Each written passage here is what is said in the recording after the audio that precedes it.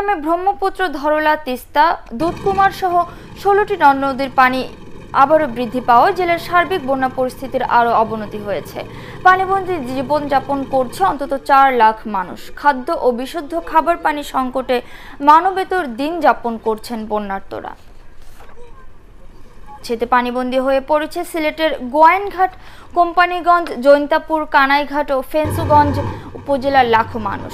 নগরীর উপশহরেও পানি ঢুকেছে। সুনামগঞ্জে 3 দফা বন্যায় শহর থেকে গ্রামাঞ্চলে পুরোপুরি বিপর্যস্ত।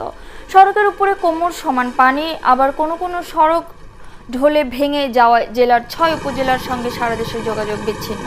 লালমনিরহাট সদরের মোগলহাটের শিমুলবাড়ি পয়েন্টে ধরলার পানি বিপদসীমার 52 সেন্টিমিটার উপর দিয়ে বইছে। তিস্তা ও ধরলার পানি বাড়ে লালমনিরহাটে 5টি উপজেলার নদী তীরবর্তী নিম্নাঞ্চলগুলো আবারও নতুন করে প্লাবিত হতে শুরু করেছে।